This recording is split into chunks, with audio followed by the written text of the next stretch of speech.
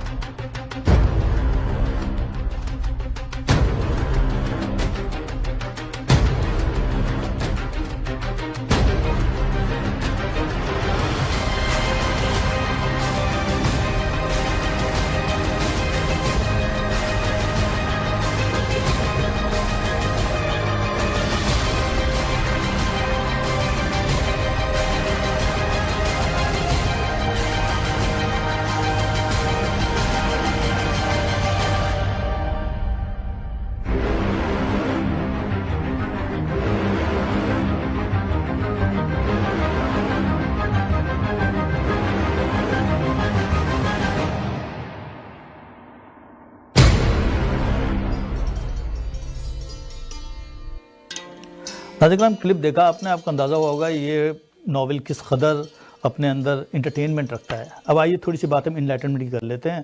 ये नावल शुरू होता है एक बच्ची के हवाले से। छोटी सी बच्ची है 14 साल की, जिसकी ज़िंदगी में एक फ़िलासफ़र आ जाता है और उसको ज़िंदगी के मानी समझाने की कोशिश करता है। नावल बड़ा मिस्टीरियस अंदाज में लिखा गया है, इसलिए कि इसके अंदर एक के बाद एक जो वाक़यात आते चले जाते हैं वो डेली लिविंग की इंटरप्रिटेशन करते हैं और बताते हैं कि किस तरह से फ़िलासफ़ी हमें जगह जगह अपनी ज़िंदगी में नज़र आती है।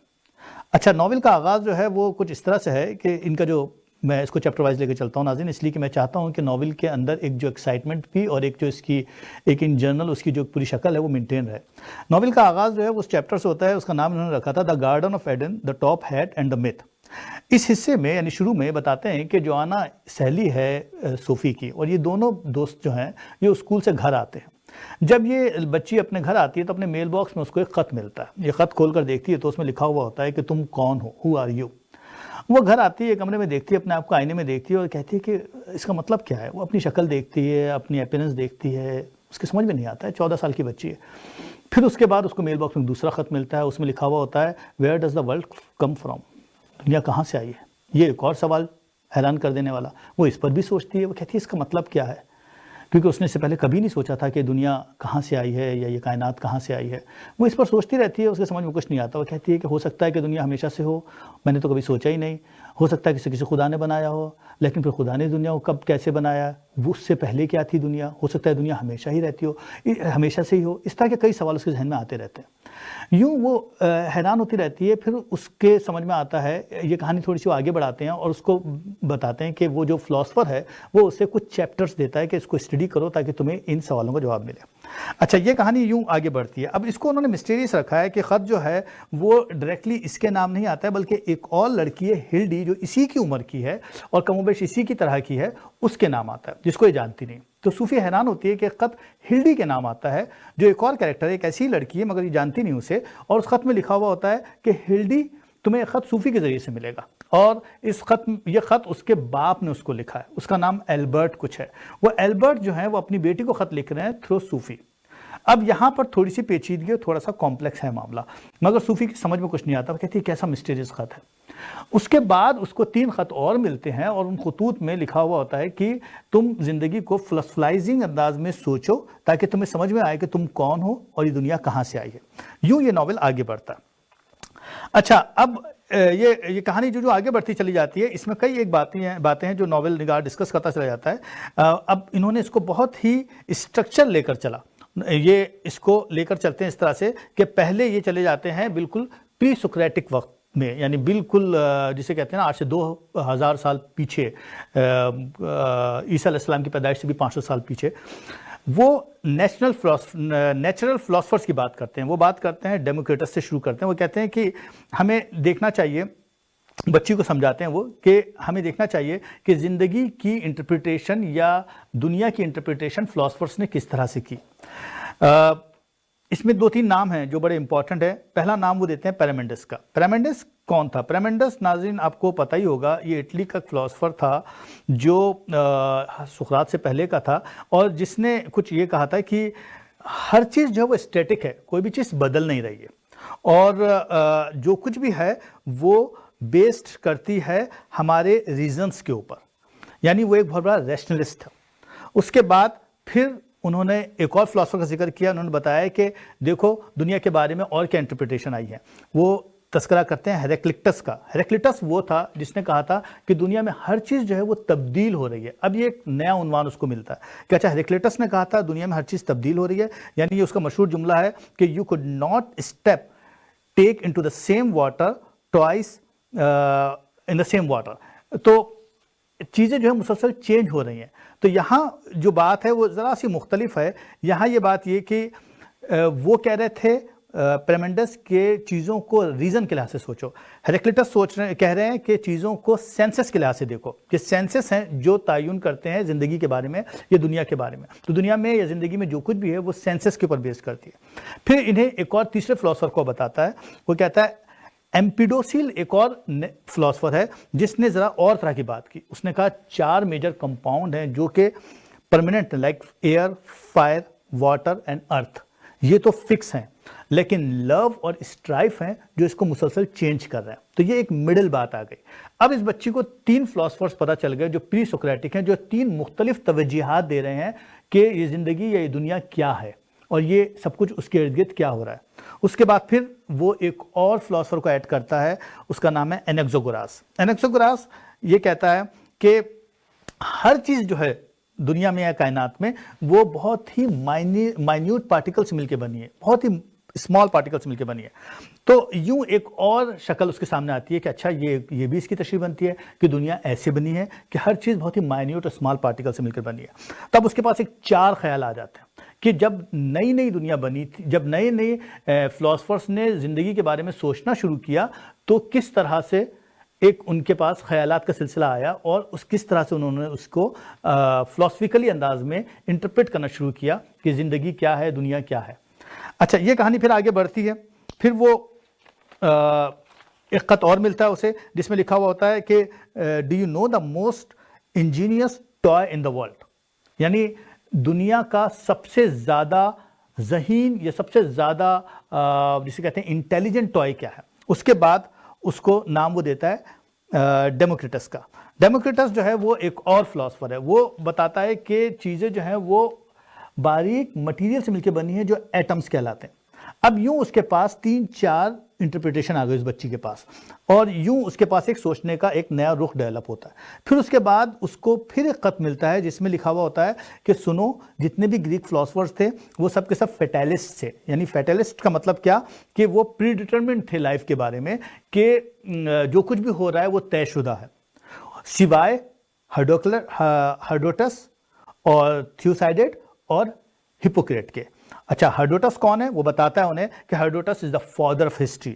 یہ وہ تھا جس نے بتایا تھا کہ تاریخ میں ہر چیز جو ہے وہ بڑی سسٹمیکلی ہو رہی ہے, اور یہ وہی تھا جس نے گریشو پرشین وار جو ہوئی تھی اپنے فارس اور گریس کے درمیان, جو کافی عرصے چلی تھی, اس کی تمام جو ایونٹس تھے اس کو بہت ہی ہسٹوگرافیکلی اس نے ری رائٹ کیا تھا. اور اسی طرح تھیوسائیڈائڈ جو تھا اس نے بتایا تھا کہ وہ بھی اصل میں ہسٹورین ہی تھا، لیکن وہ اور ڈیٹیل میں یہ کہ وہ سائنٹیفک ہسٹری اور پولیٹیکل ریئلزم کا، جس کو ہم کہہ سکتے ہیں، he is the father of scientific history. اس نے بھی پلیٹو پرشین وار جو تھی، جو 5th سینچری میں ہوئی تھی، اس کے بارے میں بہت ڈیٹیل میں ڈسکرپشن دی تھی. اچھا، اب یوں، اور پھر ہپوکریٹس کے بارے میں اس نے بتایا تھا کہ ہپوکریٹس وہی ہے جو کہ جس نے blood, yellow phlegm, black phlegm اور بائل کا کانسیپٹ دیا تھا. یہ وہی تھا جس نے کہا تھا کہ خوراک کو دوا کی طرح لو اور دوا کو خوراک کی طرح لو. اچھا، یوں اس کے پاس کئی ایک کانسیپٹ آ جاتے ہیں کہ اس بچی کو سمجھ میں آتا ہے کہ کس طرح سے انسانوں کی اور کائنات کی ایک ان جنرل انٹرپریٹیشن ہوئی ہے. اچھا، یہ چیپٹر اس طرح سے آگے لے کے چلتا ہے. وہ اب یہ بچی جو ہے اب حیران ہو رہی ہوتی ہے ان خطوط کو دیکھ کے کہ آخر یہ خطوط اسے لکھ کون رہا ہے. وہ اس کے اسٹیمپ کو دیکھنے کی کوشش کرتی ہے. وہاں پہ اکثر خطوط پہ اسٹیمپ نہیں ہوتے. جن پر اسٹیمپ ہوتے ہیں وہ لیبنان سے آئے ہوئے ہوتے ہیں، اور وہ ایک اور بچی کے پاس آئے ہوئے ہوتے ہیں جو اسی کے، جیسے میں نے بتایا کہ وہ ایک بچی ہلڈی کے نام کے اوپر آئے ہوئے ہوتے ہیں، جس کو جانتی نہیں کہ ہلڈی کون ہے. وہ کیا کرتی ہے، وہ ابھی اسی ششوپن میں مبتلا ہوتی ہے کہ وہ ایک خط الٹا لکھ دیتی ہے البرٹو کو کہ میں تم سے ملنا چاہتی ہوں، میں تمہارے ساتھ کافی پینا چاہتی ہوں. اس درمیان میں اس کو ایک اسکارف ملتا ہے جو سلک کا بنا ہوا ہوتا ہے. وہ سلک کا اسکارف حیران ہو کے دیکھتی ہے کہ آخر یہ کس کا ہے. اس پر بھی اس کو ایک نوٹ ضرور ملتا ہے کہ یہ سلک کا جو اسکارف ہے یہ ہلڈی کے لیے ہے، یہ صوفی کے ذریعے سے ہلڈی کو ملے. تو اب یہ بچی ششوپن میں مبتلا ہے. وہ سمجھ رہی ہے کہ یہ ہلڈی کون ہے، یہ ہلڈی کا فادر کیوں خط لکھ رہا ہے، اور یہ خطوط اس کے پاس کیوں آ رہے ہیں، اور یہ جو شخص ہے البرٹو، یہ اس کو فلسفی پڑھا رہا ہے اور اس کو ایک نیا رخ دے رہا ہے جو اس کو بہت انٹرسٹنگ لگ رہا ہے. وہ ان باتوں کا تذکرہ اپنی ماں سے کرتی ہے، مگر اس کی ماں سمجھتی ہے کہ یار یہ بچی بہت تیزی سے بڑی ہو رہی ہے. پہلے تو اس کو شبہ ہوتا ہے کہ کہیں ڈرگس ورگس تو نہیں لے رہی ہے. پھر وہ کہتی ہے کہ کیا بات ہے، تم بہت جلدی بڑی ہو رہی ہو. اچھا، ماں کو بھی کچھ خطوط ملتے ہیں لیکن ان کو کھولتی نہیں. وہ سمجھتی ہے کہ ہو سکتا ہے بھائی بڑھتی ہوئی عمر ہے، کچھ لو لیٹرز وغیرہ آ رہے ہوں گے، تو اس کی پرائیویسی کا خیال کرتی ہے اور وہ خط نہیں کھولتی. یوں یہ ناول آگے یہ بڑھاتے جاتے ہیں اور آہستہ آہستہ پری سقراطک فلسفی سے سقراطک فلسفی میں انٹر ہوتے ہیں، اور پھر بتاتے ہیں کہ کس طرح سے سقراط نے اور پلوٹو نے اور ارسطوٹل نے انہی سوال کا جواب کیسے ڈھونڈا کہ تم کون ہو اور یہ دنیا کہاں سے آئی. ایک شارٹ بریک کے بعد آتے ہیں اور اس ناول کو آگے پڑھتے ہیں.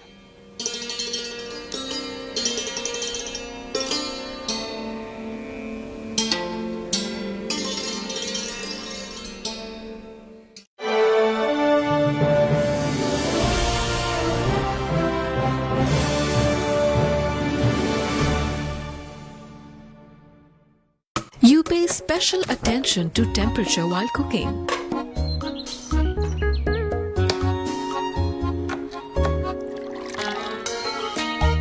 Like heating oil on high flame, browning onions on medium, and keeping the flame low when spices are added. Similarly, Shan grinds spices at low temperature through cryogenic grinding technology, which ensures that their color, aroma, and taste remain intact, because real taste comes from pure spices. Shan Spices, purity in every grain. Mississauga کو منی پاکستان کہتے ہیں. وہی رنگ، وہی خوشیاں، وہی تہوار. تو انہی رنگوں کو کچھ اور پھیلائیے، خوشیاں بڑھائیے سوغات سویٹس اینڈ بیکرز کے ساتھ. پاکستانی مٹھائیوں اور سنیکس کے وہی روایتی ذائقے، ہائیسٹ کوالٹی سٹینڈرڈز کے ساتھ. مٹھائی، سموسا، دہی بڑے، چاٹ اور ویکنڈز پہ لاہوری ناشتہ یعنی حلوہ پوری یا کچھ بھی ایسا جو کراچی، لاہور اور اسلام آباد سا ہے. ہر ذائقہ اپنا اپنا سا ہے. At Saughat sweets and bakers, 6400 Mill Creek Drive, unit 5، Mississauga. گر اتنا بھرتے ہو وطن سے محبت کا دم، ہر قیمت پر رکھنا چاہتے ہو اس کا بھرم، تو آج سے چھوڑ دو نا ہنڈی حوالے کی رسم. صحیح طریقے سے ملک پیسے بھیجنے کا کر لو عزم. خود بھی تو تبدیلی بنو، خود بھی تو بدلو سسٹم. پاکستان کی معیشت اور پاکستان کے حالات پوری قوم سے یہ تقاضا کرتے ہیں، جب ملک سے ہے پیار تو ہنڈی حوالے سے کرو انکار. gondalbrothers.com, your ideal money transfer partner. وطن کی محبت میں کیا نہیں کرتے ہم. سینوں پہ سجائے پھرتے ہیں سبز ہلالی پرچم. کبھی کرتے ہیں سسٹم کی خرابی کا شکوہ، कभी लगाते हैं निजाम को बदलने का नारा, मुल्की मसाइल का तस्करा करते गुजरते हैं दिन रात। जिसे देखो वही बना फिरता है माहिर इक्तिसादिया। लेकिन सारी मोहब्बत की आंखों में उस वक्त झोंक देते हैं धूल, जब वतन पैसे भिजवाने का मामला हो तो सारे नजरिए जाते हैं भूल। चंद पैसों के लिए अपने वतन की इक्तिसादी तबाही में हिस्सा न डालें। जब मुल्क से है प्यार, उनकी हवाले से करें इनकार। This public service message is brought to you by Gondal Brothers.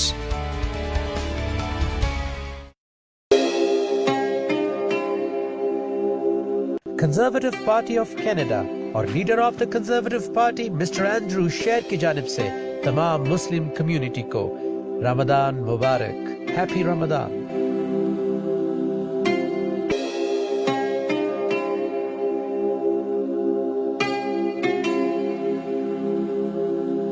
کبھی آن لائن کا لنک ڈاؤن تو کبھی ریٹس نہایت کم، لیکن اب منی ٹرانسفر بالکل مشکل نہیں، کیونکہ اب پیش ہے ایزی منی ٹرانسفر۔ اب 165 سے زائد ممالک میں منی ٹرانسفر سروس اعتماد، آسانی اور تیزی کے ساتھ سب سے بہترین ریٹس کی گارنٹی لیے، اور تو اور پاکستان میں 10,000 سے زائد پک اپ لوکیشنز، یعنی اب بہترین ریٹس اور فاسٹ ٹریک سروسز ہیں آپ کی first choice, easy money transfer. So call now 905-212-9888 اور visit 1325 Eglinton Avenue East, unit 224، Mississauga.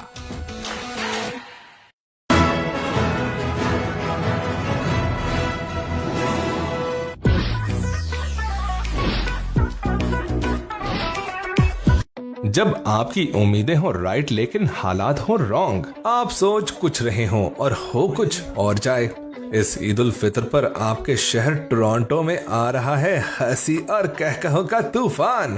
Wrong number 2۔ نیلم منیر، سمی خان، جاوید شیخ، محمود اسلم، دانش نواز، ثنا فخر اور یاسر نواز لا رہے ہیں میٹھی عید کا میٹھا تحفہ۔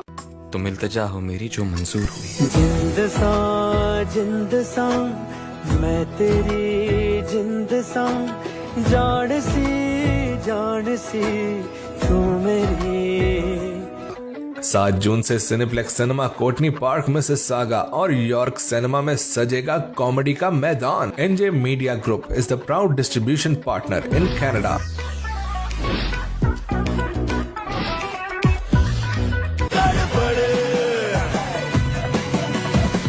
Imagine a carefree lifestyle in a tranquil town of Bowmanville.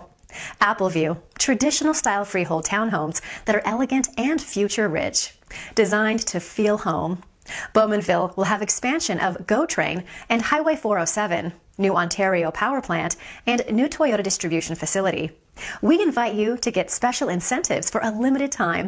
Call now 416-897-4714 or visit appleviewhomes.com. When you're involved in a personal injury incident, you need a law firm you can trust. A law firm that has the necessary expertise to ensure you get the compensation you deserve. At JS Law, we have proved our success in helping victims of car accidents, slip and falls, and other personal injury matters. At JS Law, we use our knowledge and expertise to ensure you are not taken advantage of by insurance companies. Call us today or visit jslaw.ca and let us help you get your life back. Vision cannot encompass this beautiful sight. Each glance returns with a greater delight. Welcome to the Holy Land of God from King Travel, authorized agent of Ministry of Hajj and Umrah, Royal Embassy of Saudi Arabia, also offering professional assistance to get every type of Saudi visa. We promise that it will not be another ordinary trip, but a special journey that develops into an extraordinary and life-changing experience. King Travel, #1 Umrah agent in Canada. Call now, 1-800-844-5464.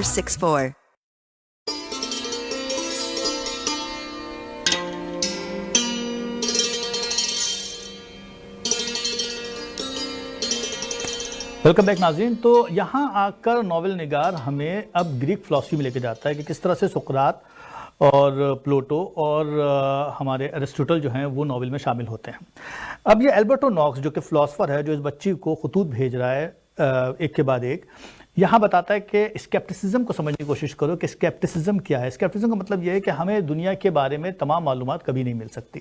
اور پھر سقراط کا ایک نام ظاہری بات ہے سامنے آ جاتا ہے کہ سقراط کہتا ہے کہ مجھے نہیں معلوم، مجھے یہ معلوم ہے کہ مجھے نہیں معلوم. اور یہی جملہ ہے جو اس کو بہت اسمارٹ شو کرتا ہے. اور پھر یہ بھی کہ وہ ایک آدمی جو اسٹینڈرڈ کا ہے، ویلیوز کا ہے، اور جو اس بات کے اوپر کہ اپنے ویلیوز پہ قائم رہنے اور اپنے سچائی پہ قائم رہنے کے لیے اگر جان بھی دینی پڑے تو جان دے دوں گا. یوں یہ وہ ایک نئے عنوان سے اس کو زندگی کا مطلب سمجھانے کی کوشش کرتا ہے. اور پھر اس کے بعد وہ اس کو ایک ویڈیو کیسٹ بھیجتا ہے بچی کو. جب وہ اس کو دیکھتی ہے تو اس میں پتہ چلتا ہے کہ البرٹ ناکس جو فلاسفر ہے وہ اس کو لے کر ایتھنس چلا گیا ہے، اور وہاں پر اس کو ایتھنس دکھا رہا ہے کہ دیکھو گریک دور میں، یعنی آج سے ہزاروں سال پہلے، کس طرح سے جس زمانے میں سقراط تھے، جس زمانے میں پلوٹو تھے، اس زمانے میں کس طرح سے ایتھنس ہوا کرتا تھا. پھر وہ پلوٹو سے اس کی ملاقات کراتا ہے اور پھر پلوٹو بھی اس سے کچھ بات کرتا ہے. وہ بچی حیران ہو کر دیکھتی ہے کہ آخر اس کے ساتھ یہ کیا ہو رہا ہے. پھر یہ کہانی آگے بڑھتی ہے. اب پلوٹو کے حوالے سے اس کو بتاتا ہے کہ پلوٹو کون تھا. پھر یہ پلوٹو کی فلسفی کو ڈسکس کرتا ہے، بتاتا ہے کہ پلوٹو وہی ہے جس نے اکیڈمی کریٹ کی تھی، اور پلیٹو وہی ہے جس نے جو ایک آئیڈیلزم کا کانسیپٹ دیا تھا، جس نے بتایا تھا کہ دنیا میں بہت ساری چیزیں ایسی موجود ہیں جو ہمیں پتہ ہیں، لیکن کچھ ایسی چیزیں جو فکس ہیں، جو آؤٹ آف ورلڈ ہیں، جو ہمارے خیال میں نہیں ہیں، جو پیچھے چھپی ہوئی ہیں. تو وہ اس کے بارے میں بتاتا ہے. اب یوں اس کے سامنے ایک نیا عنوان بنتا ہے بچی کے سامنے. پھر اس کے بعد کہانی آگے بڑھتی ہے اور وہ اس کو لے کر ایرسٹوٹل کے پاس لے کے جاتا ہے. اس کے لیے پھر یہاں پہ ٹرن آتا ہے اور یہ بچی جو ہے وہ اس کے پاس ایک لیٹر آتا ہے. یہ لیٹر جو ہے وہ ایک کتے کے ذریعے سے آتا ہے جو البرٹو کا ڈاگ ہے. وہ ہرمیس اس کا نام ہے. ہرمیس جو ہے وہ اس کے ساتھ سامنے لیٹر لے کر آتا ہے. وہ ہرمیس کا پیچھا کرتی ہے اور الٹیمیٹلی ایک ایسی جگہ جہاں پہنچ جاتی ہے جو ایک دریا کے پار ایک کیبن بنا ہوا ہوتا ہے. اس کا نام میجر کیبن ہے.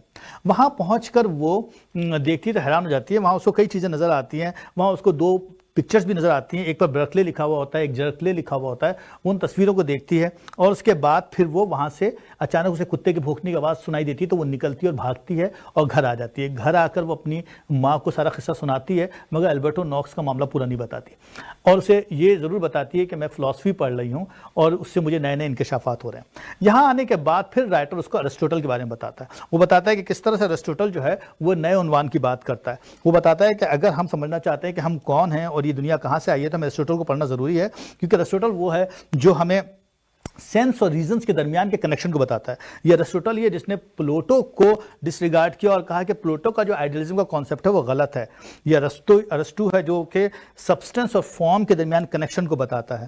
وہ بتاتا ہے کہ جو سبسٹنس ہے وہ کسی بھی چیز کی فزیکل کریکٹرسٹک کو شو کرتا ہے، جبکہ فارم جو ہے وہ لمیٹیشن اور پاسبلٹیز کو شو کرتا ہے.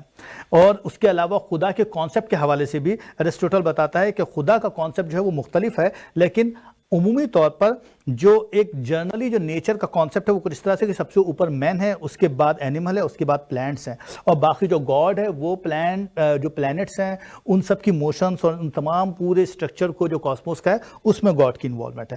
یوں ایک نیا کانسیپٹ اس بچی کے سامنے آتا ہے اور وہ سوچتی ہے کہ گریک فلسفی کس طرح سے دنیا کو انٹرپریٹ کر رہی تھی.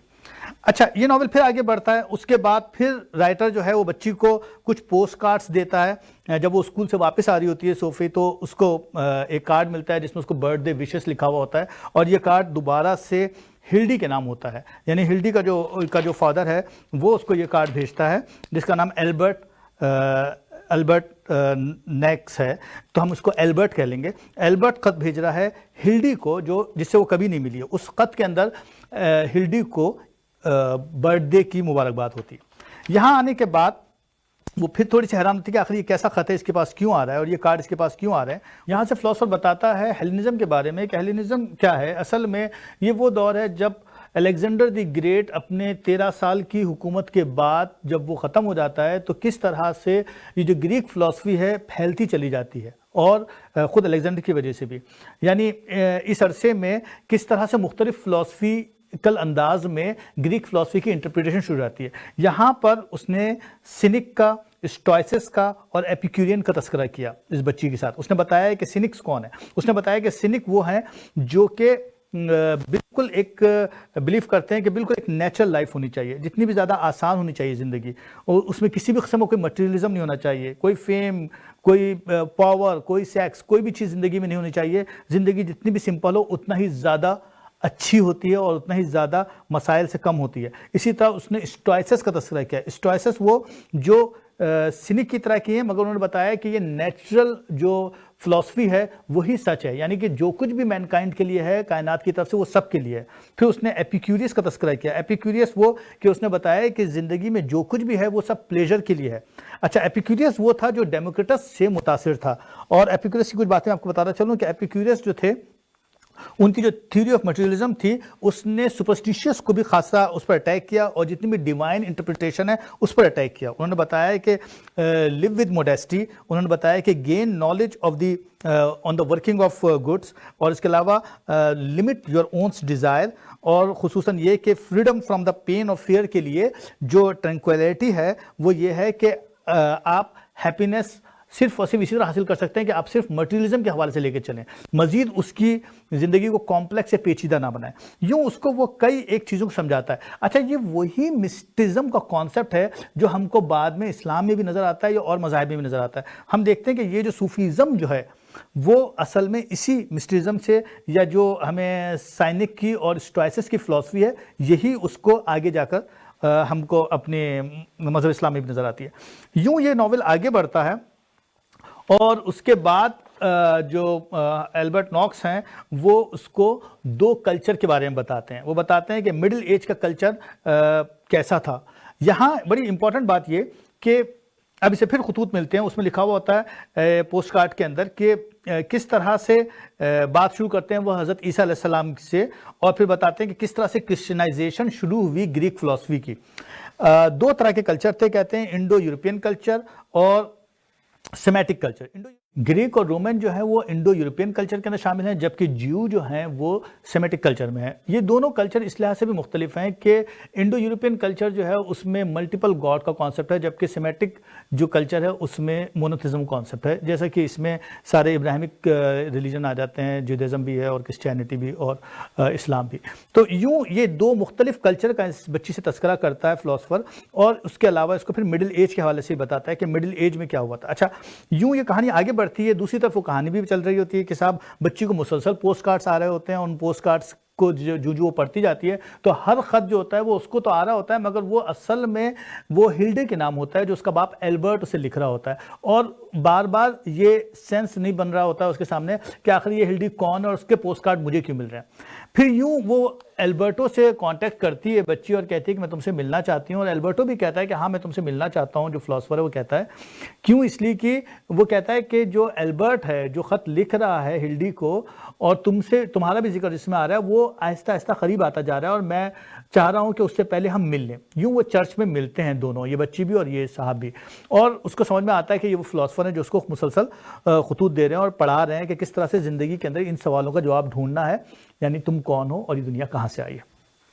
اچھا، اس کے بعد پھر یہ انہیں نہ صرف دونوں کلچر کے بارے میں بتاتے ہیں بلکہ مڈل ایج کے بارے میں بتاتے ہیں. یہ بتا دیتے ہیں کہ صاحب مڈل ایج جو ہے یہ کہنے کو رینیسانس کے دور جو ہے وہ مڈل ایج کو ڈارک پیریڈ کہتے ہیں، لیکن مڈل ایج میں بہت کچھ ہوا تھا. فیوڈلزم سیٹ ہوا تھا، بڑے شہر بنے تھے، کلچر ڈیولپ ہوا تھا، چرچ پاور میں آیا تھا، اور یعنی پاپ پاور میں آئے تھے، اور کلچر جو ہے یہ پھیلتا چلا گیا تھا. مگر ساتھ ہی ساتھ ایک اور بات بھی ہوئی تھی کہ نیو پلیٹنزم کا کانسیپٹ جنریٹ ہوا تھا، جس کے اندر سینٹ اگسٹن جو تھا انہوں نے پلیٹو فلسفی کو کرسچینٹی سے جوڑ دیا، اور ان کی مشہور کتاب سٹی آف گاڈ آئی تھی جس میں یہ تھا کہ صاحب چرچ کی کا فالو ضروری ہے سیلیویشن کے لیے. بالکل ایسے ہی سینٹ تھامس ایکوینس کا وہ ذکر کرتے ہیں کہ سینٹ تھامس ایکوینس وہی ہیں جو انہوں نے ارسٹوٹل کو کرسچینٹی سے جوڑا. اور یوں اس کے علاوہ ایک اور بھی ذکر کیا ہلڈی گارڈ کا. انہوں نے بتایا کہ ہلڈی گارڈ اصل میں ایک فیمیل سائڈ آف گاڈ ہے.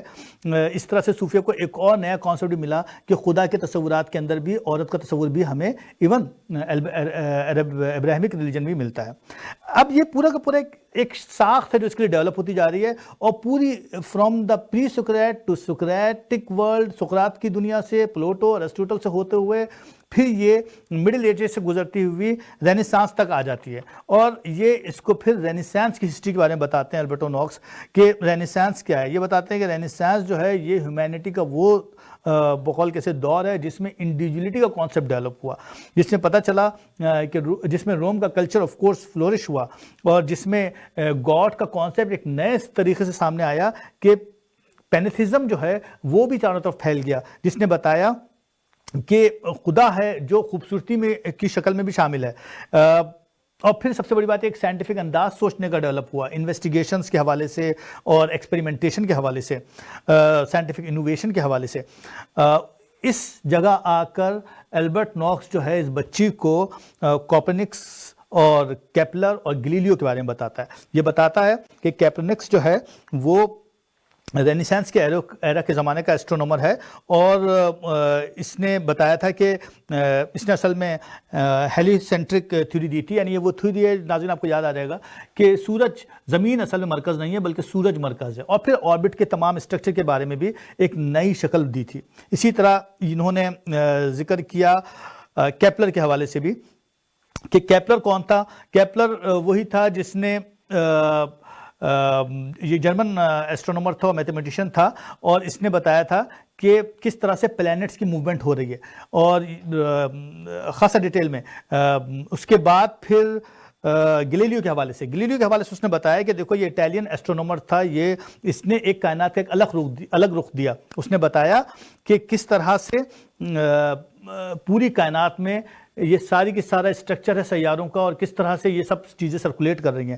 وہ اس نے بتایا کہ یہ وہی ہے گلیلیو جس نے جوپیٹر کے 4 مون دریافت کیے، یعنی اپنے اس سے ٹیلیسکوپ سے۔ تو یوں ایک نیا پورا کا پورا اس کو ایک سوچنے کا ایک انداز مل جاتا ہے اس بچی کو، اس کو سمجھ میں آتا ہے رینیسانس کیا ہے، اور اس کے علاوہ ایک نیا کانسیپٹ خصوصاً بوروک کے بارے میں بتاتا ہے کہ بوروک کیا دور تھا۔ بوروک کے حوالے سے بڑی امپورٹنٹ بات کہ یہ وہ دور ہے جس میں یورپ کے اندر ایک تبدیلی آئی ہے، بالکل ویسی جیسے رینیسانس میں پوری اٹلی میں اس طرف تبدیلی آئی تھی۔ تو ایک جنرل پورا کا پورا ایک کلچر چینج جو آیا اور ایک نیا کانسیپٹ جو آیا، وہاں تک البرٹ نوکس اس کو لے کر آتا ہے۔ ناظرین کرام، ایک بریک کے بعد آتے ہیں اور پھر اس ناول کو آگے پڑھتے ہیں اور دیکھتے ہیں کہ اب اس بچی کو کس کس قسم کے انکشافات ہوتے ہیں، کیونکہ بچی ابھی تک اس ششوپن میں مبتلا ہے کہ آخر جو خطوط ہیلڈی کے نام آ رہے ہیں وہ اس کے ذریعے سے کیوں آ رہے ہیں، اور یہ کبھی اس کے پاس اسکارف آ جاتا ہے اور کبھی کوئی جو کروسیفائڈ جو سلیب کا نشان ہے وہ آ جاتا ہے، اور اس کو کبھی کبھار خواب بھی آ رہے ہیں، اور وہ ایک مسلسل ایک ششوپن میں مبتلا ہے کہ آخر یہ چل کیا رہا ہے اس کے ساتھ۔ تو اب اس کی زندگی میں کیا تبدیلی آتی ہے اگلے سیگمنٹ میں دیکھتے ہیں، ساتھ رہیے گا۔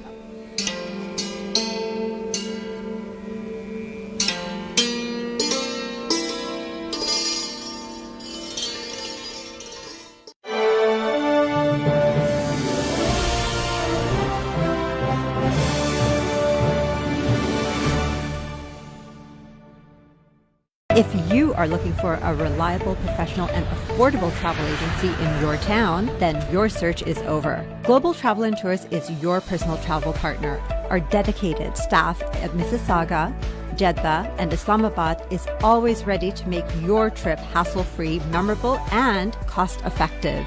We will assist you with hotel reservations, the transportation, visa assistance, and travel insurance. We are the #1 pilgrimage specialist for Hajj, Umrah, as well as ziyarat to Iran and Iraq. Global Travel and Tours is a one-stop solution for your travel, immigration, and Forex needs. We are IATA approved agents and an authorized Umrah agent. To book your holiday or Umrah package, please give us a call right now at 1-877-275-3555. We look forward to hearing from you. Injuries not only impact you, but also people around you. Life is better than this. Let's get your life back. The injury lawyers at Alam Law will use their years of experience to handle your claim so that you can focus on your recovery. And remember, you don't pay until we win. Alam Law.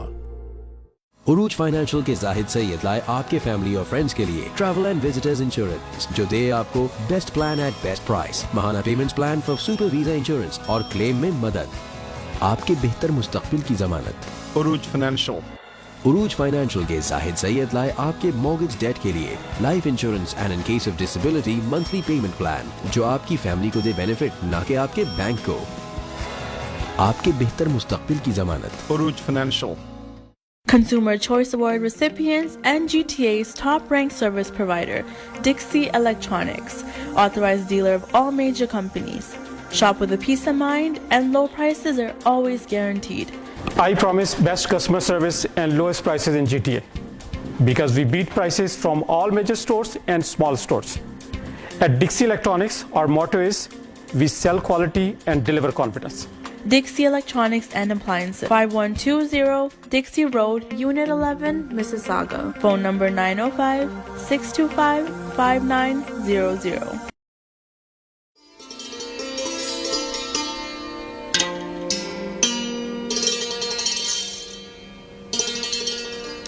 Welcome back नाज़रीन। इससे पहले कि हम novel में थोड़ा आगे बढ़ें, ज़रा सा जस्टिन गायर्ड से मिलकर देख लेते हैं कि आपको भी अंदाज़ा हो कि इस खूबसूरत कहानी का राइटर कौन है।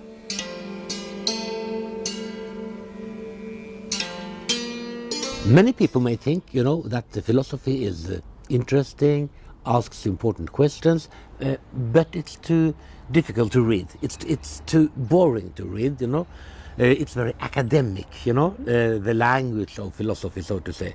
So I felt, when I wrote my book, Sophie's World, then I tried to write an easy, accessible introduction to the history of philosophy, also as a story, so that it could be had kind of this entertainment aspects as well, And I think that is part of the reason why the book was spread so much around the world. I do think that a real clear and important thought is always possible to communicate in a comprehensible, easy way, So often when philosophers, traditional philosophy has had a very kind of a difficult language. It is because they haven't worked sufficiently on trying to communicate it in a comprehensible way. अब यहाँ novel जो है वो बहुत और मज़ीद थोड़ा सा मिस्टीरियस हो जाता है जब ये बच्ची जो है एल्बर्ट नॉक्स से मिलती है और एल्बर्ट नॉक्स के साथ मिलने के दौरान 2-3 वाक़यात इसके साथ ऐसे होते हैं जो उसको हैरान कर देते हैं। मसलन ये कि एक वक्त ऐसा होता है कि कंप्यूटर की हार्ड डिस्क में से अचानक बच्ची हिल्डी जो है उसका बाप एल्बर्ट जो है वो पॉपअप करके सामने आ जाता है और एक मैसेज उसको देता है और उसको बर्थडे की मुबारकबाद देता है। और फिर ऐसे ही एक और वाक़या ये होता है कि वो केला खाती है तो उसके छिलके के ऊपर लिखा हुआ कुछ आ जाता है हैप्पी बर्थडे। और एक और तीसरा वाक़या यूँ भी होता है इसके साथ कि कुत्ता जो है वो उसको मुबारकबाद देता है। तो यूँ 2-3 वाक़यात हैं जो बड़े मिस्टीरियस इसके साथ होते हैं। अब इस दौरान जो एल्बर्ट नॉक्स है, जो फ़िलासफ़र है, वो इस बच्ची को फ़िलासफ़िकली बताने की कोशिश करता है कि चीज़ें जो हैं वो किस तरह से हमारे सेंसेस और रीजन्स के लिहाज से मुख्तलिफ हो सकती हैं। मतलब there is nothing is final, वो ये समझाने की कोशिश करता है। वो किस तरह से, मसलन यहाँ डिकार्ट का तस्करा आता है। डिकार्ट से तो आप समझ ही गए होंगे, याद आ गया होगा आपको कि I think therefore I am वाले डिकार्ट, जो उन्होंने बॉडी और माइंड की जो ड्यूलिटी है उसके हवाले से बात की थी। 1596 से 1650 का वक्त था। ये फ्रेंच फ़िलासफ़र हैं, मैथमेटिशियन हैं, साइंटिस्ट हैं। उन्होंने कहा था कि कोई भी जो फैक्ट है या कोई भी जो हकीकत है उसको बहुत ही माइन्यूट, रेशनलिस्ट थे, मतलब बहुत ही माइन्यूट उसको डिवाइड करते चले जाएं और उसके बाद उसकी इंटरप्रिटेशन करें उसको समझने के लिए। अच्छा, रेने डिकार्ट के बाद फिर उसके बाद ये इस बच्ची को स्पिनोज़ा के बारे में समझाता है। स्पिनोज़ा वही है जिन्होंने बाइबल को भी क्रिटिसिज्म के साथ पढ़ने की बात की। और स्पिनोज़ा वैसे तो मजहबी ध्यान रखते थे क्योंकि वो कहते थे कि जितना भी सब्सटेंस है पूरी दुनिया में वो गॉड पर मुश्तमिल है, यानी वो खुदा है पूरा यूनिवर्स के अंदर। वो इनका मशहूर जुमला है कि God is just the substance of the universe, substance with an infinite number of attributes.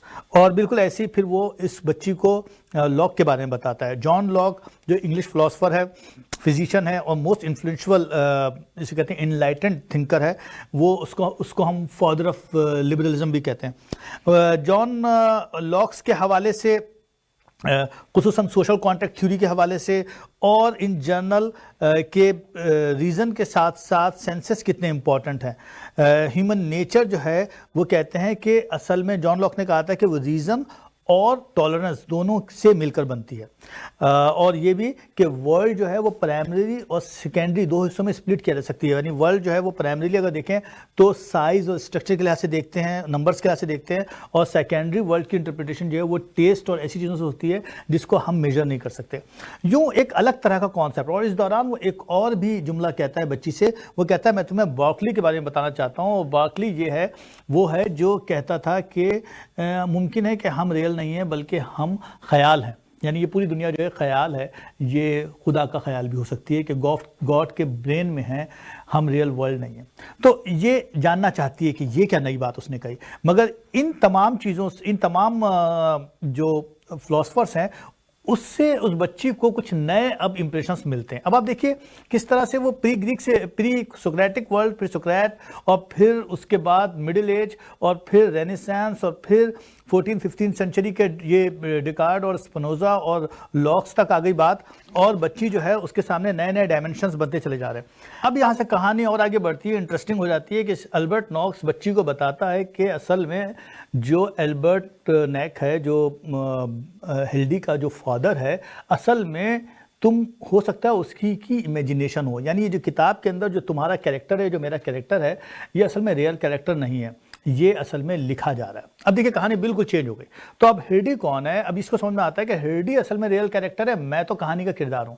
لیکن اسی کتاب کے اندر ہرڈی بھی ایک کیریکٹر ہے، اور پھر ہرڈی کا باپ اس کو خط بھیج رہا ہے تو وہ بھی ایک کیریکٹر ہے. تو ایک کتاب ہے جس کے اندر رائٹر خود بھی کیریکٹر ہے، اس کی بیٹی ہرڈی بھی کیریکٹر ہے جس کے نام خطوط آ رہے ہیں، اور صوفی اور البرٹ نوکس بھی کیریکٹر ہے. البرٹ نوکس وہ فلاسفر ہے جو صوفی کو پڑھا رہا ہے، اور صوفی مین کیریکٹر ہے. تو کہانی اب پیچیدہ ہو گئی ہے، اور اب یہاں پر وہ آ کر رائٹر جو ہے برکلے کو شامل کرتا ہے. البرٹ نوکس جو ہے برکلے کے بارے میں بتاتا ہے بچی کو کہ برکلے کون ہے. اب برکلے ہے وہ فلاسفر جس نے پرسپشن کے حوالے سے ایک نیا طرح کا خیال دیا. اس نے بتایا کہ اصل میں جارج برکلے اس کا پورا نام ہے، 1685 پیدا ہوئے تھے، 1753 میں ان کی ڈیتھ ہوئی تھی، اور انہوں نے تھیوری آف امٹیریلزم دی تھی. ان کا کہنا تھا کہ جو کچھ بھی ہے وہ ضروری نہیں کہ ریئل ہے. جیسے یہ ٹیبل اور چیئر ہے، یہ ضروری نہیں کہ ریئل ہے، یہ ہو سکتا ہے کہ ہمارا خیال ہو، لیکن پرسپشن سے ہم اس کو ایک شکل دیتے ہیں. اس کے بعد جب ہم اس کی انٹرپریٹیشن کرتے ہیں پرسپشن کی، تو ہمیں سمجھ میں آتا ہے کہ یہ میز ایک ریئلٹی ہے.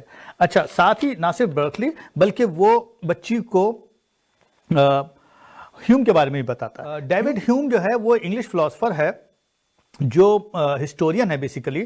1711 میں پیدا ہوا تھا، 1767 میں اس کی ڈیتھ ہوئی تھی. انہوں نے بتایا تھا پرسپشن کے حوالے سے بالکل دوسرے انداز سے. انہوں نے بتایا تھا کہ پرسپشن جو ہے وہ امپریشن اور آئیڈیاز سے مل کے بنتا ہے.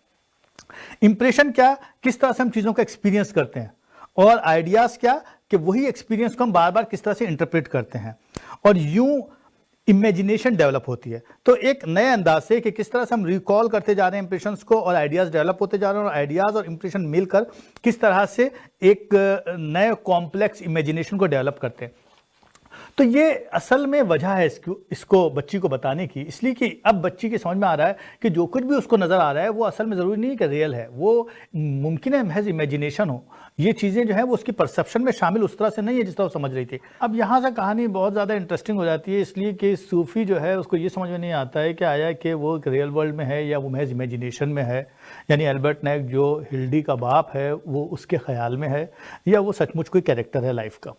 اور البرٹ نوکس بھی اس کو یہی پوائنٹ آؤٹ کرتا ہے کہ اصل میں وہ ریئل کیریکٹر نہیں ہے بلکہ وہ البرٹ نیک کے ذہن میں، یعنی ہلڈی کے باپ کے ذہن میں ہے. اور پھر اس کے بعد یہاں پر ناول ایک ٹرن جب لیتا ہے، جب ہم اس چیپٹر پر آتے ہیں دا انلائٹنمنٹ کارڈ.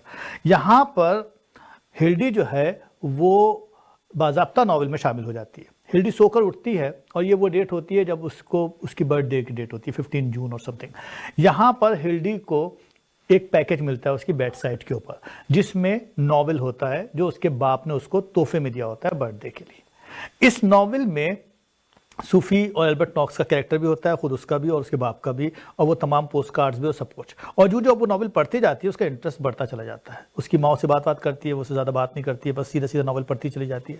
اور وہ حیران ہوتی ہے کہ اس کے باپ نے اس کے لیے کتنا ہی انٹرسٹنگ ناول لکھا، مگر اس کو کچھ اس کی خود غرضی پر تھوڑا سا غصہ بھی آتا ہے کہ وہ اس نے کچھ زیادتی کری ہے صوفی کے ساتھ اور البرٹ ناکس کے ساتھ، اور اس کو اس ڈسٹنس تک لے کے گئے. حالانکہ یہ ناول 2 پیرائے میں اب ڈیوائڈ ہو جاتا ہے، یعنی جو ہلڈی اس کو پڑھتی جا رہی ہے، صوفی کا کیریکٹر بھی ساتھ ساتھ چلتا جا رہا ہے. یعنی کہ ہلڈی کے ساتھ جو کچھ ہو رہا ہے وہ اپنے کروسیفائڈ کو ڈھونڈتی ہے یا وہ اپنے اسکارف کو ڈھونڈتی ہے جو اس کو نہیں ملتا ہے. دوسری طرف صوفی ہے جو البرٹ ناکس سے کانٹیکٹ کرتی ہے اور کہتی ہے کہ ہم کیا کریں، اب ہمارے ساتھ کیا ہونے والا ہے، اور میں سمجھنا چاہ رہی ہوں کہ میں اس سارے سلسلے سے کیسے نکل سکتی ہوں. اور اب وہ ہر چیز کے بارے میں سوچتی ہے کہ اس کی ماں کا کیریکٹر جو ہے، یہ ماں ہے وہ ہے کہ ریئل ہے کہ نہیں ہے، یا جو کچھ بھی اس کی زندگی میں جوانا جو ہے اس کی سہیلی ہے وہ ریئل ہے کہ نہیں ہے.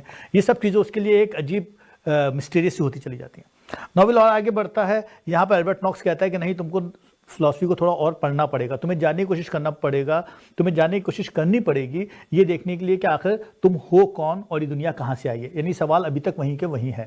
یوں یہ اس کو کانٹ کا فلسفہ بتاتا ہے. یہ بتاتا ہے کہ جو ایمینوئل کانٹ ہے وہ ایک جرمن فلاسفر ہے، اور اس نے ایک نئے طریقے سے زندگی کو اور دنیا کو انٹرپریٹ کرنے کی کوشش کی. اس نے بتایا کہ اسپیس، ٹائم اینڈ کازیشن جو ہے وہ اصل میں سب کی سب دیز آر آل میئر، سب کے سب جو ہے وہ سینسبلٹیز ہیں. وہ بتاتا ہے کہ اصل میں جو بھی چیز ہے، کوئی بھی تھنگ ہے، از ان دیم سیلف، وہ اس کے اندر ہے. چنانچہ ہم اس کی نیچر کو کسی حد تک ہی سمجھ سکتے ہیں، اس کے بعد نہیں جان سکتے. یوں وہ کانٹ کے فلسفے سے آہستہ آہستہ روشناس ہونے لگتی ہے. اس کو پتہ چلتا ہے کہ اصل میں کاز اور ایفیکٹ کے درمیان ایک ریلیشن ہے، اور جو ریزن ہے وہ اصل میں موریلٹی کا ایک سورس ہے. یعنی وہ یہ بھی پتہ چلتا ہے اس کو کانٹ کے فلسفے سے کہ جو موریلٹی ہے اس کے لیے کوئی ضروری نہیں ہوتا، وہ ایک اس کا اپنا ایک اون اسٹرکچر ہوتا ہے. اس کے لیے کوئی بہت پرٹیکولر اسٹینڈرڈ ریزن نہیں ہوتا. یعنی موریلٹی ہر ایک کی مختلف ہو سکتی ہے دوسرے سے. یوں ایک نئے فلسفے سے وہ روشناس ہوتی ہے اور اس کو زندگی کے معنی اور طرح سے پتہ چلتے ہیں. پھر اس کے بعد البرٹ ناکس اس کو ہیگل کے بارے میں بتاتا ہے اور رومانٹسزم کے حوالے سے بتاتا ہے. وہ اس کو بتاتا ہے کہ رومانٹک ایرا کون سا تھا، کہ رومانٹک ایرا آپ کو یاد ہی ہوگا 1800 سے 1850 کے دور کے درمیان کا دور تھا. اس دوران انگلینڈ میں جہاں بڑے بڑے رائٹر، فلاسفر، شاعر پیدا ہوئے، یعنی ورڈز ورتھ، شیلے، کیٹ اور ولیم بیک اور بائیڈن، اور دوسری طرف اگر ہم دیکھیں تو فرانس میں ہم کو وکٹر ہیوگو ملتا ہے جس نے ہنچ بیک آف نوٹر ڈیم لکھی تھی. اور سب سے بڑی بات یہ کہ یہ وہ دور ہے رومانٹسزم کا جس کا جو فادر ہے، جنہیں ہم روسو کہتے ہیں، وہ، اور یہ سارا کا سارا اسٹرکچر کو سمجھاتا ہے کہ رومانٹسزم وہ دور ہے جس میں انڈیویجول فریڈم کی بات ہوئی. اس دور میں ہمیں ہیومینٹی کے صحیح معنی پتہ چلے، ہمیں پتہ چلا کہ فریڈم کا ایکسپریشن کس طرح ڈیولپ ہوتا ہے. اس نے بتایا کہ دنیا کی جو اسپرٹ ہے، جو دنیا کی جو روح ہے، اس میں کس طرح سے نئے شاعروں اور ادیبوں نے ایک نئی خیال کو، ایک نئے ساخت کو بیان کیا. تو ایک نئے انداز سے اس کے سامنے زندگی کی انٹرپریٹیشن رومانٹسزم کے حوالے سے ہوتی ہے. پھر اس کے بعد وہ اسے ہیگل کے بارے میں بتاتا ہے کہ ہیگل نے کس طرح سے ورلڈ کی جو اسپرٹ ہے اس کو کس طرح سے ڈیفائن کیا. اس نے بتایا کہ جو انڈیویجول کی اسپرٹ ہے وہ سبجیکٹیو اسپرٹ ہے، وہ جو کمیونٹی کی اسپرٹ ہے وہ آبجیکٹیو اسپرٹ ہے، اور آرٹ، ریلیجن اور فلاسفی کی ایک ایبسولوٹ اسپرٹ ہوتی ہے. کئی ایک باتیں ہیگل کی آپ کو یاد آ جائیں گی ناظرین، کہ truth was subjective and human reasons changed each generation, اور یہ بھی کہ thought must be judged in their context, اور human knowledge increases through history, thinking evolve dialectically. یہ یعنی تھنکنگ ایوالو ڈائلیکٹیکلی آپ کو یاد آ جائے گا کہ وہ اس کی جو تھیوری تھی کہ تھنکنگ کا جو پروسیس ہے وہ بھی 2 طرح سے ہوتا ہے. یعنی ایک تھاٹ جو ہوتا ہے ایک ڈائریکشن میں جاتا ہے اور دوسرا تھاٹ اس کے اپوزٹ ڈائریکشن میں جاتا ہے، اور ان 2 تھاٹس کے ملنے کی وجہ سے ایک تیسرا تھاٹ ڈیولپ ہوتا ہے جو ایک کنکلوزیو تھاٹ ہوتا ہے. خیر، یہ ایک نیا طرح کا اسٹرکچر ہے جو اس بچی کو پتہ چلتا ہے، اور اس کے سمجھ میں آتا ہے کہ اس طرح سے بھی ایک انٹرپریٹیشن ہوتی ہے انسانوں کی کہ ہم کون ہیں اور ہماری ساخت کس طرح سے بنی ہے، اور ہم تھاٹس میں یا ہمارا جو ایک فارم ہے اور ہمارا جو ایک مٹیریل ہے یا سبسٹنس ہے اس کے درمیان کیا کنیکشن ہے. کیونکہ اب یہاں پر اس کی ریئلٹی جو ہے وہ ڈاؤٹ فل ہو گئی. کہانی اور آگے بڑھتی ہے. آگے جا کر البرٹ ناکس اس کو کرکگارڈ کے بارے میں اور مارکس کے بارے میں بتاتا ہے کہ کرکگارڈ جو ہے وہ ایک اور طرح کا فلاسفر تھا جس نے ایگزسٹنشلزم کے بارے میں بتایا تھا. یعنی سارتر سے پہلے کیرکگارڈ کو ہم سمجھتے ہیں کہ he was the father of existentialism. یہ وہی کیرکگارڈ ہے جس نے کہا تھا کہ subjectivity is truth and truth is subjectivity. Truth is not a matter of discovering the fact, بلکہ امپورٹنٹ کیا ہے کہ کس طرح سے آپ ریلیٹ کرتے ہیں اس آبجیکٹو فیکٹ کے ساتھ. یہ ایک اور طرح کی بات تھی، آئیڈیلزم کی بات تھی جو اس کو سمجھ میں آتی ہے. اس کے علاوہ اس کو انڈیویجولزم کا کانسیپٹ ملتا ہے بچی کو. اس کو سمجھ میں آتا ہے کہ انڈیویجولزم اور ان جرنل جو ایک پوری کی پوری آئیڈیلزم ہے اس میں کیا فرق ہے.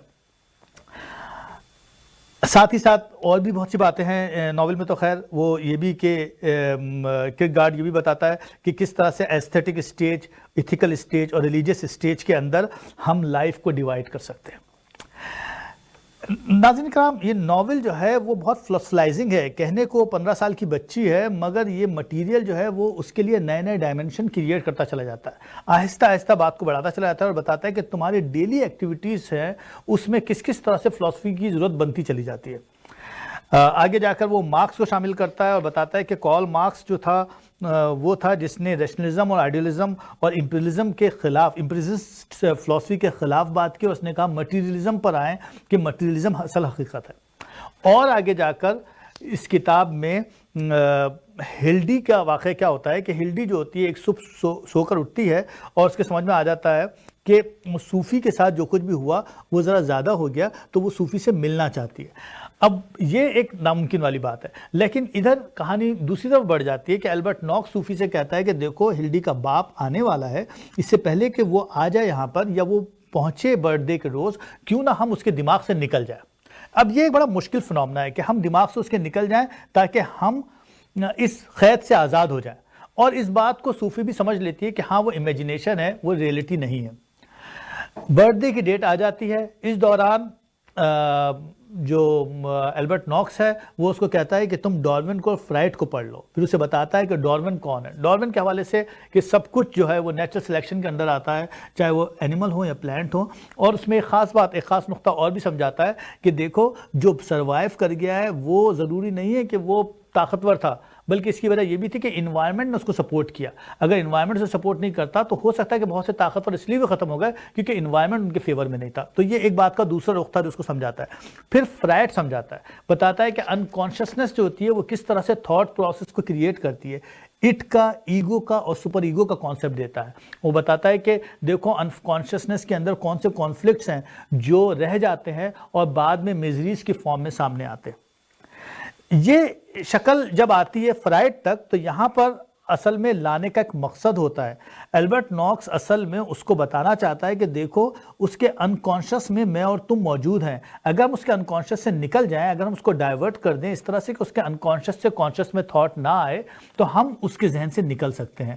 البرٹ نیک کے جو یہ کتاب لکھ رہا تھا اور ہم اس کے ذہن میں پھنسے ہوئے تھے، یا اس نے ہم کو بیس بنا کر اپنی بیٹی کو فلسفی سمجھانے کی کوشش کی تھی. اب ناظرین صاحب، اس میں بہت سی باتیں ہیں. دیکھیں میں آپ سے ناول بیان کر رہا ہوں لیکن بہت سے ایسے خیالات ہیں جو خود میرے ذہن سے نکل کر میری زبان تک آ رہے ہیں، مگر ہو سکتا ہے کہ وہ اپنے پورے معنی آپ تک نہ پہنچا رہے ہوں. آپ خود جو بیٹھ کر یہ سن رہے ہیں، ہو سکتا ہے کہ کتنی ہی باتیں ہیں جو آپ کے سب کانشس میں موجود ہیں جو اس کانشسنس کے ساتھ صحیح انٹر کنیکٹ نہیں ہو رہی ہیں. کئی ایک چیزیں جو آپ لکھ رہے ہوتے ہیں لیکن بہت سی چیزیں ایسی ہوتی ہیں کہ لکھنے کے بعد وہ جو تحریر ہوتی ہے وہ آپ کو لے کر چل رہی ہوتی ہے، یعنی کیریکٹر آپ کے ہاتھ سے نکل جاتا ہے اور پھر کیریکٹر رائٹر کو لے کر چلتا ہے. یہاں پر یہ یہی سمجھانے کی کوشش کرتے ہیں کہ انکانشسنس میں جو اس کے خیال تھا وہ اگر ہم اس کو ڈسٹریکٹ کر دیں تو اس سے فائدہ ہو جائے گا اور ہم اس کے خیال سے نکل جائیں گے. یہاں پر جو ہلڈی ہے وہ رول پلے کرتی ہے اور ہلڈی جو ہے وہ اپنے باپ کو ڈسٹریکٹ کر دیتی ہے. وہ چاہتی ہے کہ صوفی اس کے ذہن سے نکل جائے اور ہلڈی جو ہے وہ کچھ اس طرح سے ڈسٹریکٹ کرتی ہے کہ اپنی ماں کو نہیں بتاتی ہے کہ اس کا پلان کیا ہے.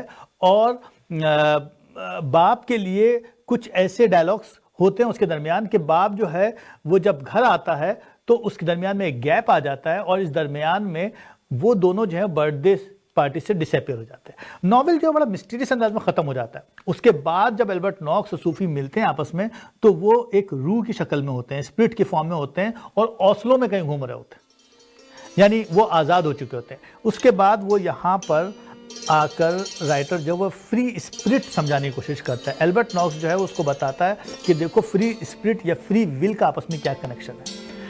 नाज़रीन कराम, ये एक बड़ा कॉम्प्लेक्स सा और बड़ा फिलोसफलाइजिंग का और बहुत ही मिस्टीरियस सा नावल है। ये नावल कहने को एक नावल है जिसमें आपको लगेगा जैसे कि ये एक इंटरटेनमेंट है, मगर इसमें बला की इनलाइटनमेंट है। इसमें 2000 साल की हिस्ट्री आपको अंदाज़ा हो गया होगा। ये नावल पढ़ने से ताल्लुक़ रखता है। 300 पेजेस का खासा भारी नावल है और इसका उर्दू में तर्जुमा भी हो चुका है।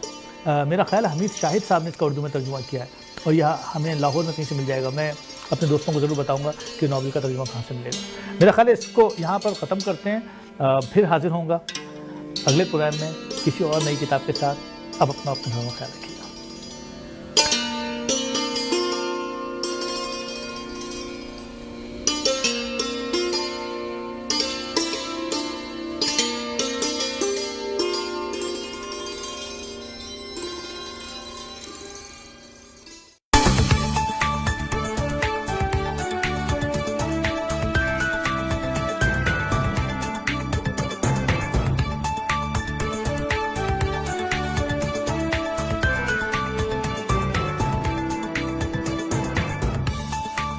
GTA Real Estate Investments, pre-construction or resale. Consult trusted realtors. Get first access and incentives. Contact Khalid Aziz or Mashood Khalid.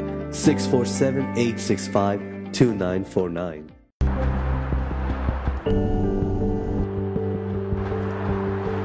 More shopping? Yes, on my home.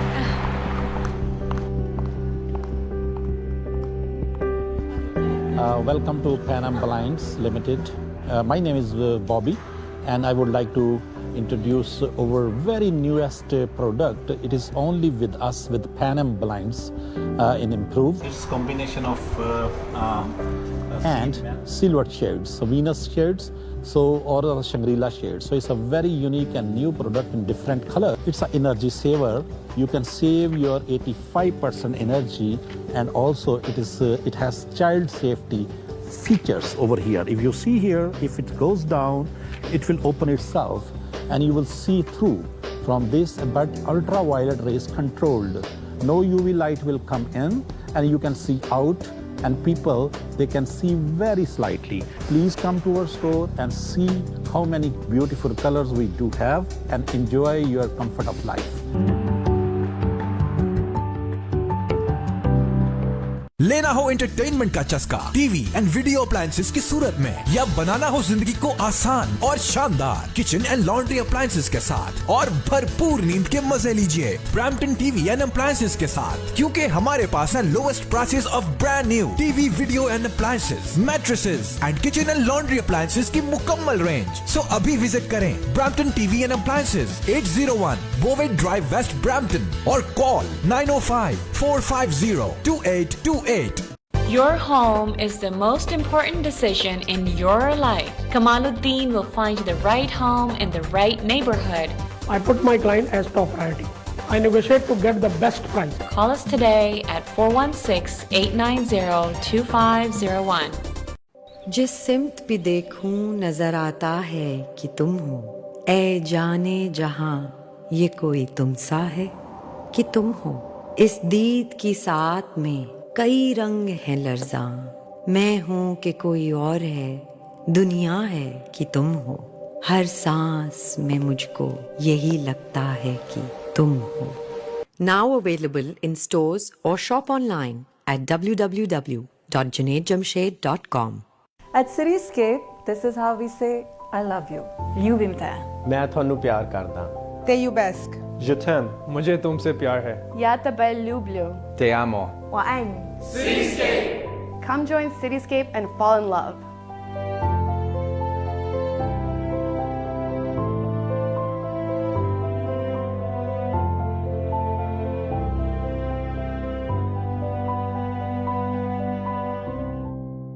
Thoughts, a key to unleash the true potential of your business through strategically planned advertising and social media campaigns. We specialize in building brands from logo development to a distinct brand personality. from a concept to its creative translation on every media, and from digital media presence to a huge social media success. So wait no more, because a golden opportunity awaits you at Golden Paths.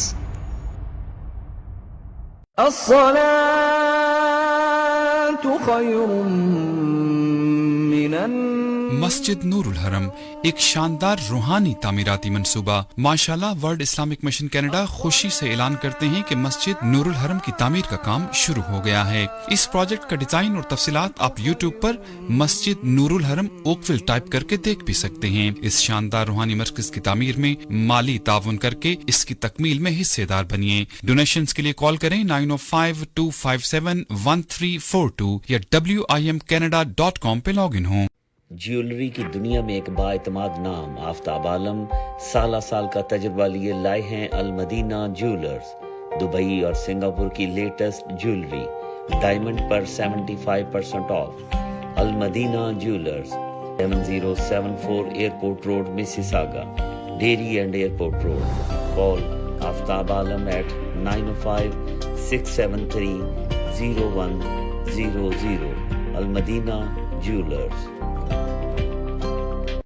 Are you looking for someone who can turn your dreams into reality? Whether it's real estate buying, selling or investment, Wasiuddin is the first choice of clients because no client or project is big or small for him. With years of experience, Wasi also offering exclusive deals on pre-construction projects and helping hundreds of clients to make their dream come true. So call Wasi at 416-566-3642 or log on to homesbywasi.com.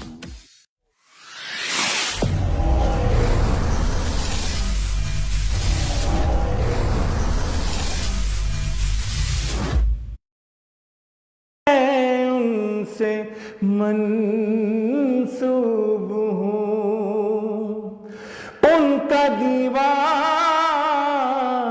ہوں, ان کا مجذوب ہوں. کیا یہ کم ہے کہ میں ان سے منسوب ہوں.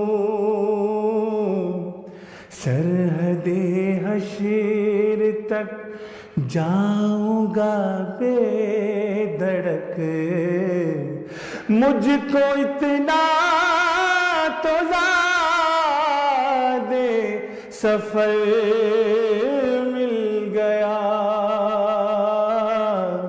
مفلس زندگی ذہن بے رنگ تھا, سانس بے روپ تھی, روح پر معصیت کی کڑی دھوپ تھی. ذہن بے رنگ تھا, سانس بے روپ تھی, روح پر معصیت کی کڑی دھوپ تھی.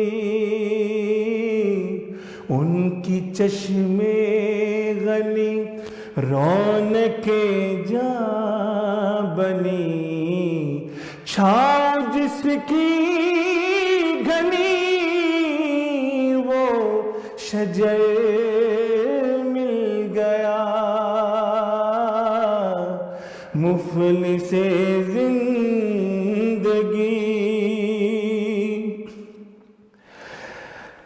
جب سے مجھ پر ہوا مصطفیٰ کا کرم, بن گیا دل مظفر چراغ حرم. جب سے مجھ پر ہوا مصطفیٰ کا کرم, بن گیا دل مظفر چراغ حرم. زندگی پھر بھٹکتی ہوئی زندگی پھر رہی تھی بھٹکتی ہوئی میری خانہ بدوشی کو گھر مل گیا مفلس زندگی اب نہ سمجھے کوئی مجھ کو عشق نبی اس قدر مل گیا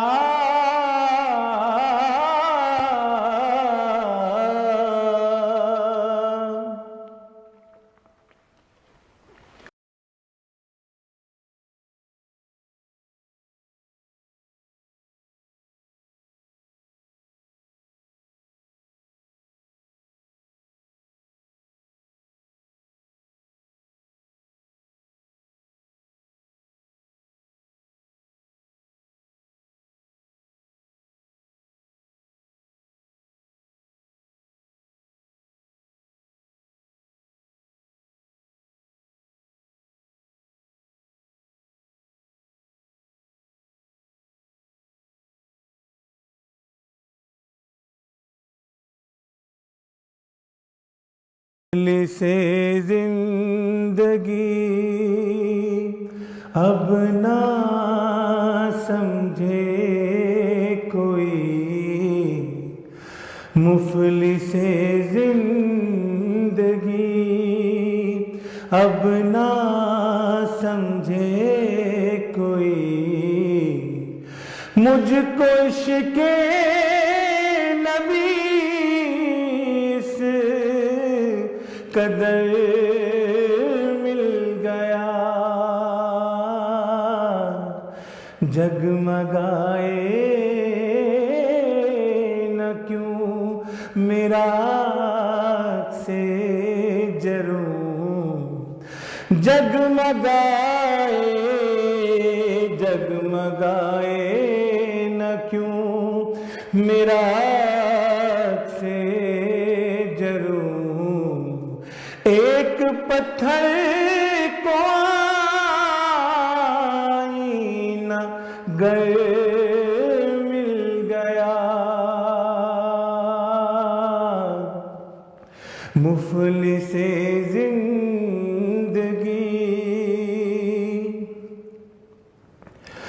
ان کا دیوانہ ہوں ان کا مجذوب ہوں کیا یہ کم ہے کہ میں ان سے منسوب ہوں ان کا دیوانہ ہوں ان کا مجذوب ہوں کیا یہ کم ہے کہ میں ان سے منسوب ہوں سرحد حشر تک جاؤں گا بے دھڑک مجھ کو اتنا تو زیادہ سفر مل گیا مفلس زندگی ذہن بے رنگ تھا سانس بے روپ تھی روح پر معصیت کی کڑی دھوپ تھی ذہن بے رنگ تھا سانس بے روپ تھی روح پر معصیت کی کڑی دھوپ تھی ان کی چشمے غلی رونق جاں बनी छाँव जिसकी घनी वो शजर मिल गया मुफलिसे जिंदगी जब से मुझ पर हुआ मुस्तफा का करम बन गया दिल मुज़फ्फर चरागे हरम जब से मुझ पर हुआ मुस्तफा का करम बन गया दिल मुज़फ्फर चरागे हरम जिंदगी फिर रही थी भटकती हुई जिंदगी फिर रही थी भटकती हुई मेरी खाना बदोशी को घर मिल गया मुफलिसे जिंदगी अब ना समझे कोई मुझको इश्क़े नबी से कदर मिल गया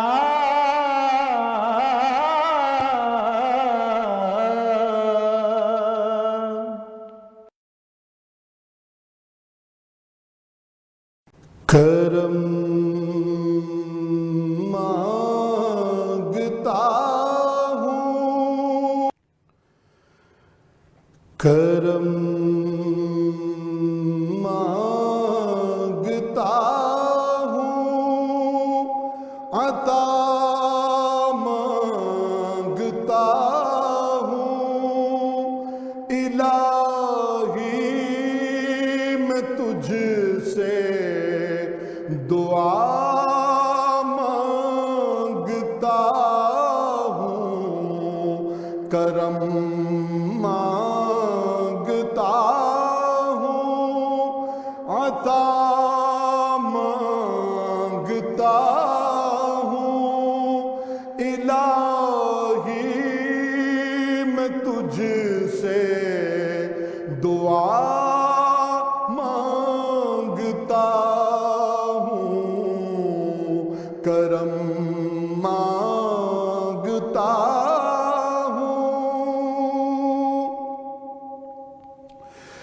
आता कर तू शाने करीमी का सदका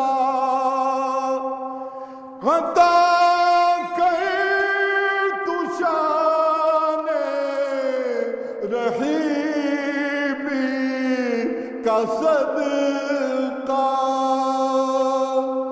न मांगूंगा तुझसे तो मांगूंगा किससे तेरा हूँ मैं तुझसे दुआ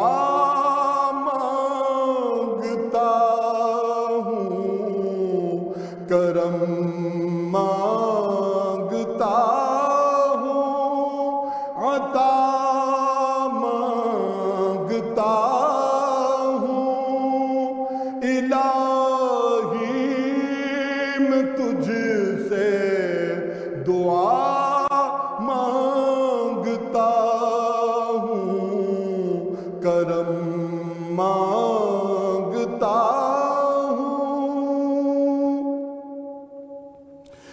जो मुफलिस है उनको तू दौलत अता कर जो बीमार है उनको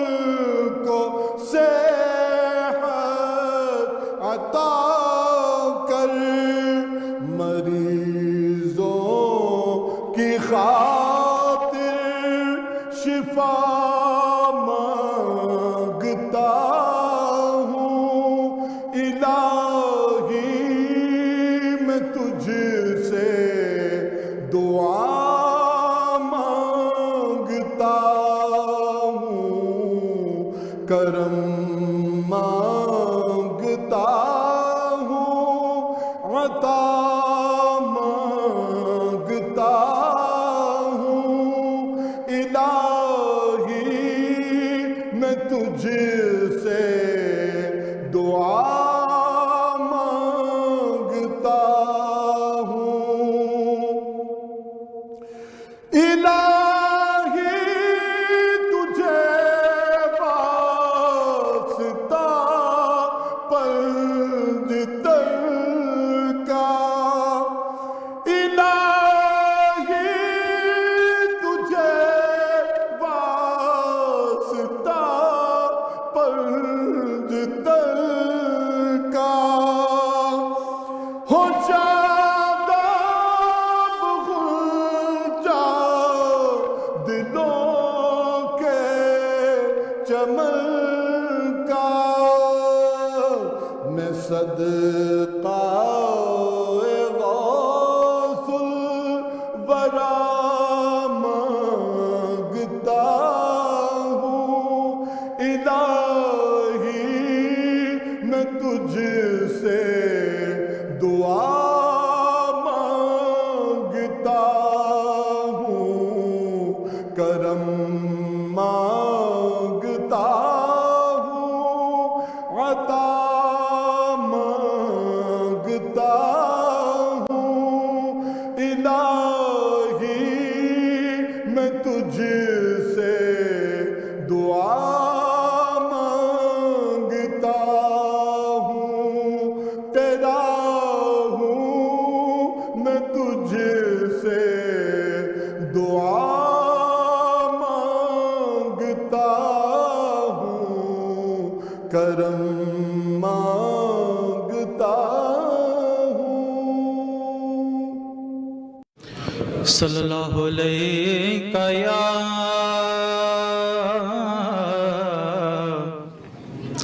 یا رسول